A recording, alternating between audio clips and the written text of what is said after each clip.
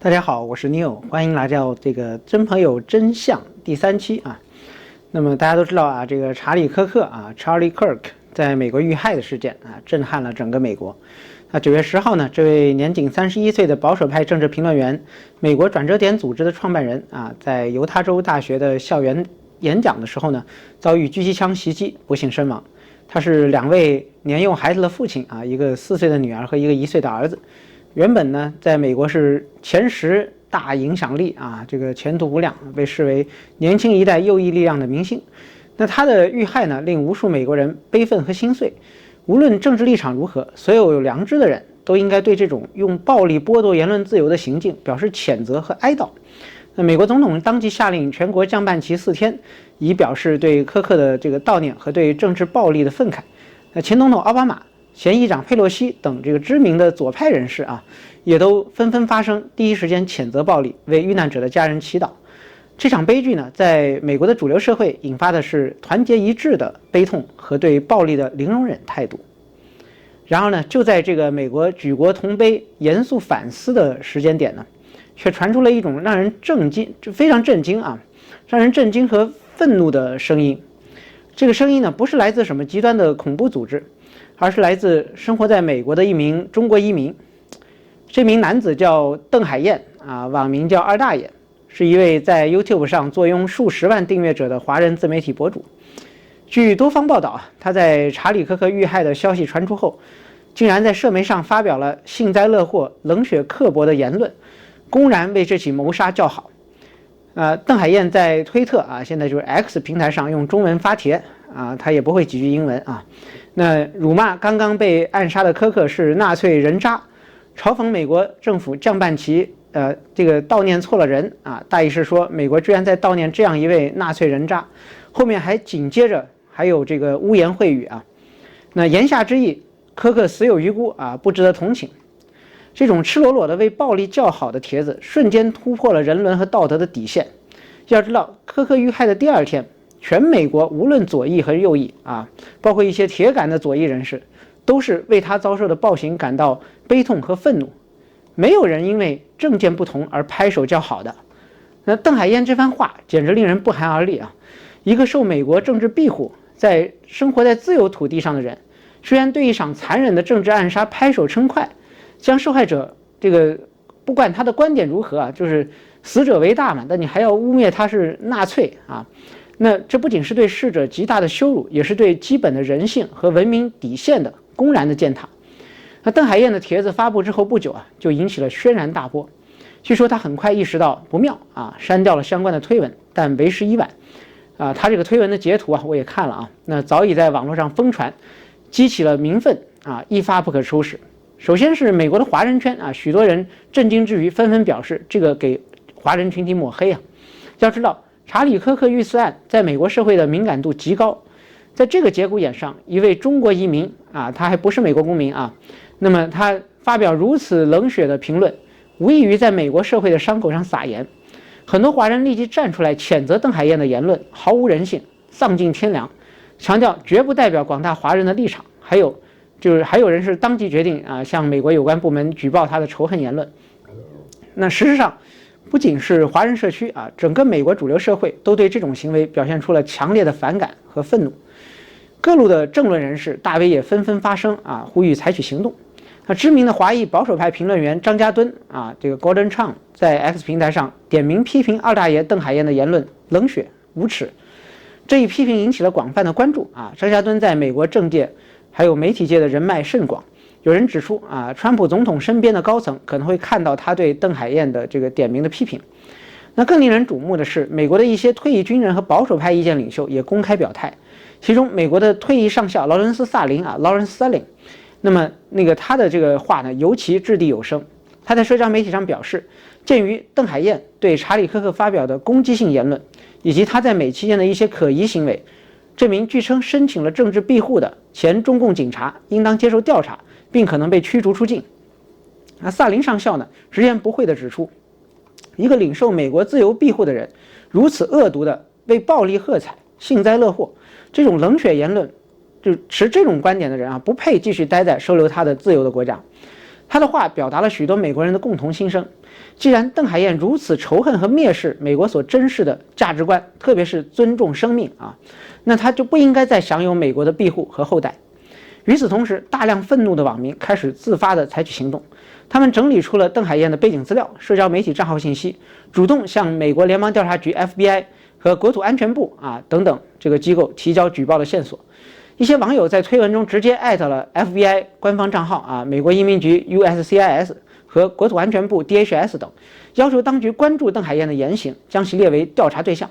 有网友愤怒地质问：是谁给了这个来自中国的家伙如此的胆量和权限，跑到美国来大放厥词，侮辱被谋杀的查理·科克，还试图挑起仇恨和纷争？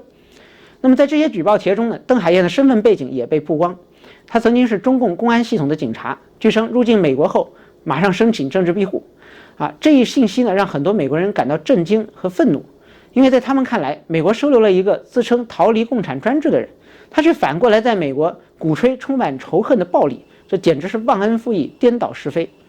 民间的强烈反应也引起了官方的注意美国国务院迅速发表了一项严正的声明，直接回应了此类事件。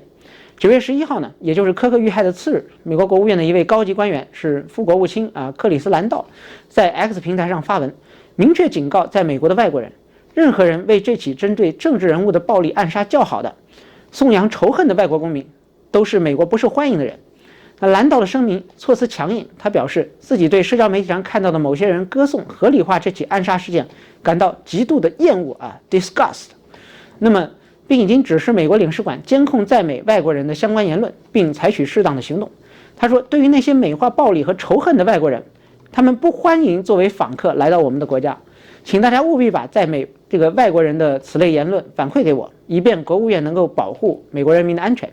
这番话等于是官方的立场，外国人在美国享有言论自由，但绝对不能鼓吹暴力仇恨，否则签证可以被吊销，立刻遣送回国。那兰道副国务卿强调，已经要求领事部门密切关注社交媒体上的类似言论，并欢迎公众举报。这个声明一出，等于给那些幸灾乐祸的外国人敲响了警钟。美国政府已经在盯着你们，如果谁再敢像邓海燕这样为暴力叫好，就准备承担后果吧。事实上，据美国媒体报道，近年来美国政府对于外国人在美的不当言行的日益加强审查和执法已经越来越明显。那么今年6月起呢，美国国务院就开始实施新规，要求签证申请人提供社交媒体账户，并将其内容设置为公开，以便审查其言论记录。就在科克遇害事件发生的同一天，美国国务院提到，他们已经撤销了超过6000份在美外国学生的签证，原因包括签证逾期、违法犯罪，甚至有人涉嫌支持恐怖主义等等行为。可见，支持恐怖主义支持这种对人的暴力犯罪，在美国的移民执法领域是极其严重的红线。如果一个外国人在美国发表赞美暴力言论的、赞美恐怖暴力的这种言论，那美国政府完全可以将其视为对公共安全的威胁，并迅速取消其在美的合法身份。应该讲，邓海燕作为政治暗杀喝彩的这种行为已经很多人看来就接近于支持恐怖主义那这种行为一旦被定性为支持暴力极端主义，美国法律和政策都有依据将其驱逐出境。这不是危言耸听，而是正在发生的现实趋势。那现在我们不禁要问，邓海燕究竟是什么人？他为何会说出如此泯灭人性的言论？通过媒体和公开资料，我们可以拼凑出他的轮廓。邓海燕出生于上世纪70年代末一个中国贵州的军人家庭，从小走的就是体制内的路线毕业于中国公安部直属的中国人民公安大学，进入广州市公安黄埔分局当了7年刑警，且有10多年中共的党龄那么后来据说因为升迁受阻而被调去当公务员。2010年前后那么他开始在这个网上发表涉及中共党史的文章，自称揭露中共的黑暗，被当局视为了反贼。2018年起，他多次受到中国国安部门的约谈，被抄家搜查，最终2019年被开除党籍公职。据他的自述，那一年他带着妻女离开了中国，来到美国申请政治庇护，算是公开与中共决裂。此后，他化名二大爷，在海外中文网络和 YouTube 上创作内容，标榜自己是揭露中共真相的自媒体人，积累了不少反共的粉丝。表面上看，邓海燕似乎是一个脱离中共、追求自由民主的人，然而他在查理·科克遇刺后的表现却让人深思他内心的价值观的真实面目。为什么说邓海燕的这个言论折射出了中美价值观的巨大的冲突呢？我们要看他虽然口头上反共，但骨子里仍然带着中共这种极端斗争、阶级斗争的这种思维的烙印。在中共的思想体系里面，讲究的是阶级斗争、仇恨教育，对敌人从来不讲人道。那中共官方话语里经常充斥着阶级敌人、人渣、汉奸、卖国贼等等侮辱性的标签，暴力斗争被合理化，生命的价值屈从于政治需要。邓海燕身为前中共警察，长期浸泡在这样的政治文化里，如今虽然换了身份环境，但他的言行透露出的依然是缺乏对生命和基本人权的基本的尊重。试想，一个真正理解自由民主价值的人，怎么会在政见不合的情况下拍手称赞暗杀的行为？在美国的价值观里，无论再怎么反对对方的观点，都不会认为可以用子弹去结束争论，哪怕对手是极端分子，也应该通过法律和言论去解决。然而邓海燕呢，他竟然公开为枪杀一个和平表达观点的年轻父亲叫好，不论他的观点是什么，但是他是和平表达的，把受害者侮辱为纳粹，仿佛不同阵营的人就不是人，就死有余辜那么这种冷血的仇恨心态，正是中共极权主义长期对人性扭曲的表现，把政治对手妖魔化、非人化，以至于他们遭遇不幸时，不但没有同情，反而幸灾乐祸。美国社会对于此类言论的反应充分说明了美国主流价值观的底线。在美国，不论左翼还是右翼，有一点是共识：政治暴力在文明社会中绝对不可以容忍，不论受害者的立场如何。查理·科克遇害震惊了全美国，因为他触碰了美国人最真实的原则，以言论对抗言论，而不是以枪声取代辩论。因此，面对邓海燕的幸灾乐祸，美国人感到的不仅是对逝者的不敬，更像是美国核心价值观遭到了一次严峻的挑衅。许多美国网友质问：我们给了你言论自由，不是让你来这里庆祝谋杀的。还有人感叹，这样的冷血言论简直是在滥用美国的自由。美国的言论自由从来不是绝对纵容仇恨暴力的自由。对于非公民的外国人，美国社会普遍认为，你来美国是接受了恩惠，不是与生俱来的权利。既然是恩惠，就附带了基本的道德要求。如果一个外国人在美国享受着安全和自由，却去为恐怖行为喝彩，那这在美国人看来就是背信弃义，绝对不能姑息。其实，美国对于移民的期待一直包括基本价值的同化，这并不是说要求移民放弃自己的文化，而是要认同美国的立国的基本核心理念这个入籍的时候是要考试的。那比如对生命的尊重，对法治和自由的信奉。每一个申请移民美国的人，在法律上都必须承诺不从事或支持恐怖主义活动，这是硬性的规定。融入美国社会也意味着情感和道德上与文明社会的底线要保持一致。当年的这个波士顿马拉松爆炸案，有外国留学生发表仇恨言论被撤销签证的案例表明，不是今天才开始的那都在警示这一点。那如果有人拒绝接受这些普世的文明准则，拒绝真正融入美国的价值体系，那么美国社会会毫不犹豫地把他们视为不受欢迎的人。有评论一针见血地指出第一修正案，宪法第一修正案保障在美每个人的言论自由，包括非公民，但是不支持政府因此就必须让你继续待在美国因为你做出的是违反美国价值观的这种行为。那换言之，美国法律不会因为邓海燕的言论而判他入狱，但是美国也完全有权利取消他的签证绿卡也是这个范围把他送出国门。那么自由社会有权利捍卫自己的道德和安全的底线。邓海燕事件在美国主流舆论中引发的讨论，还延伸到了对华人移民形象和中美文化冲突的深刻反思。许多华人网友都非常气愤，觉得邓海燕的所作所为严重损害了华人在美国的群体声誉。一位华人写道：我们远离专制来到美国，就是看重这里的民主法治和对生命的尊重。像邓某这种行为，等于是把中共的冷血价值观带来了美国，我们坚决不能让这种人代表我们。也有人担心此事会不会被别有用心的人拿来炒作华人不忠的论调，加剧对华人特别是亚裔的歧视。那么总体来看，主流社会其实还是非常清楚这种个别败德之徒的这种言行正因如此，美国官方和大多数民众才会迅速的划清界限，强力的回应。这个邓海燕并不代表任何的族裔，他只代表他自己扭曲的价值观，美国不欢迎这样的人。透过这种事儿，我们看到了中美价值观的一次直接的碰撞。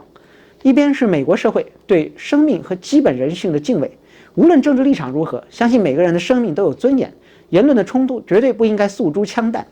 另一边却是邓海燕这样深受极权思维荼毒的人，对于生命冷漠无情，把暴力当作理所当然的工具。这就是文明与野蛮、民主与集权的区别。令人唏嘘的是，邓海燕本人正是打着反共的旗号来到了美国。他曾经声称自己厌恶中共的专制和愚民，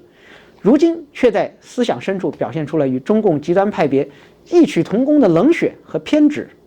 这种讽刺的现实也提醒着美国社会，在吸纳移民时，除了技能和法律背景的审查，思想上的认同和同化同样重要。绝大多数来自美国的华人是热爱自由、勤劳守法的，但也难免有少数像邓海燕这样的人，嘴上反共，实际上却并未真正领会自由社会的道德底线。对于那些拒绝融入美国社会、拒绝认同基本文明准则的少数人，邓海燕的下场将是前车之鉴。现在在各方的压力下，邓海燕的政治庇护申请恐怕命运堪忧。如果美国移民官认定他的言行违背了美国的公共道德和国家利益，他很可能会被取消庇护，甚至直接遣返出境。这将意味着他将不得不返回，有可能返回他口中充满暴政的中国。那对他个人而言，无疑是可怕的后果。但这一切都是他自己一时的狂妄葬送的。正如一位旅美华人写道：“多行不义必自毙。”美国张开怀抱迎接你、接纳你，是希望你珍视自由、贡献社会，不是让你来这儿撒野、挑战文明的底线的。对于更多在美的外国人来说，这件事也是一个警钟。美国是自由的土地，但自由不等于毫无责任、为所欲为。当你选择这片土地的时候，就意味着你要遵守这里的游戏规则，尊重这里人民的情感和价值。尤其对于政治暴力、恐怖主义，美国社会一直是零容忍，哪怕只是言论上的支持，都可能让你付出沉重的代价。最后，我们不妨用愤怒之余的一句箴言来作结：来美国谋求自由者，当怀敬畏之心。如果心存暴力仇恨，终将被自由之土所唾弃。那么邓海燕的事件，充分的说明，美国欢迎移民，也尊重多元的观点，但前提是你得有人性的底线，愿意做一个守法有良知的新美国人。如果有人享受着美国的自由，却拒绝融入，仇视这个社会最基本的价值，那么美国的大门也会随时向他关闭。正如美国这个国务院的声明所言，美化暴力、宣扬仇恨的外国人不受美国的欢迎，这是捍卫社会基本道德底线的正当之举，也是维护所有善良守法移民权益安全的这个必要之举。查理·科克的不幸遇难让美国社会再次团结起来，重申了对暴力的谴责和对生命的尊重。而对邓海燕这样拒绝融入美国社会的人，举国一致的愤怒和即将到来的后果将是一个有力的警示。在美国的土地上，没有人可以一边享受自由，一边鼓吹杀戮而不承担代价。每一个来到这里的人都应当明白并且遵守这一点。美国的自由女神像底座上刻着“欢迎追寻自由的新移民”，但自由的怀抱绝不会庇护一个鼓吹仇恨和血腥的人。邓海燕触犯了文明的底线，他将为此付出代价。这一事件也提醒所有人珍惜自由，敬重生命。这正是中美价值观最深刻的区别所在，也是美国社会的立身之本，不能动摇。好的，那我们这期节目就讲到这里啊，我们随时还会更新下一期啊，不定期更新，欢迎大家关注。